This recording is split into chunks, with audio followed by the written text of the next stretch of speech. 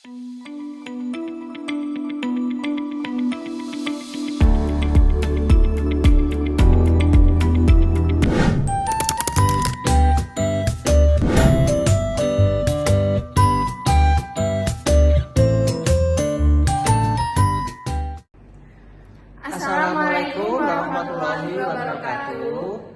Hari ini kami dari kelompok 11 akan menjelaskan tentang bea perolehan hak atas tanah dan bangunan.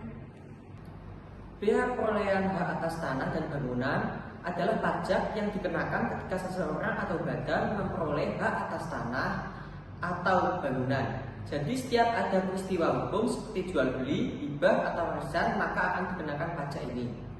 Pajak ini penting karena menjadi salah satu sumber pendapatan daerah yang digunakan untuk pembangunan seperti infrastruktur dan pelayanan masyarakat.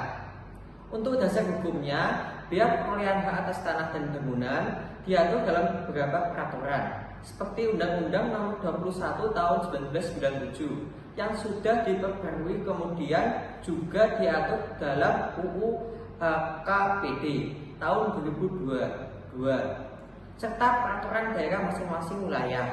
Jadi bisa disimpulkan bahwa bea perolehan hak atas tanah dan bangunan merupakan pajak daerah yang memiliki dasar hukum yang kuat dan wajib dipatuhi.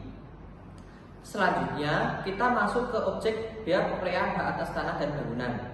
Objek bea perolehan hak atas tanah dan bangunan itu adalah segala bentuk perolehan hak atas tanah atau bangunan, misalnya jual beli, tukar menukar, hibah, warisan, bahkan hasil lelang atau putusan hakim.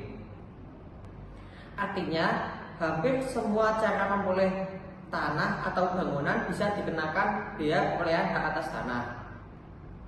Kemudian untuk subjek pajak adalah orang atau badan yang memperoleh hak tersebut. Sedangkan wajib pajak adalah pihak yang harus membayar bea perolehan hak atas tanah dan bangunan. Biasanya subjek dan wajib pajaknya itu sama, yaitu orang yang menerima atau mendapatkan tanah atau bangunan tersebut. Hal ini menunjukkan bahwa setiap orang yang mendapatkan hak atas tanah atau bangunan harus siap dengan kewajiban pajaknya juga. Baiklah, selanjutnya saya akan membahas tentang dasar pengenaan pajak. Dasarnya adalah nilai perolehan objek pajak atau NPOP.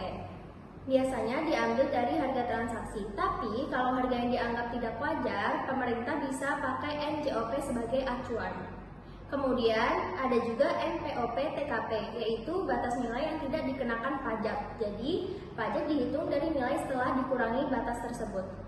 Semakin tinggi nilai tanah atau bangunan yang diperoleh, maka semakin besar juga pajak yang harus dibayar. Tarif BPHTB sendiri adalah 5%. Jadi rumusnya BPHTB yaitu 5% dikali dengan NPOP dikurangi NPOP TKP.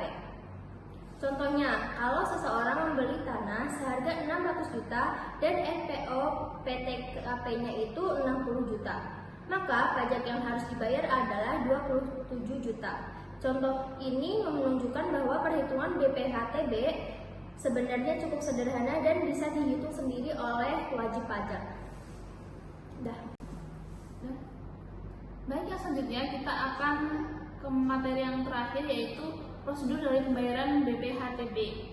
Yang pertama yaitu wajib pajak harus menghitung sendiri pajaknya, lalu mengisi formulir SSTD, di mana kemudian membayar ke bank atau ke kas daerah, di mana setelah itu akan diverifikasi oleh BPKD dan divalidasi sebelum akta tersebut ditandatangani.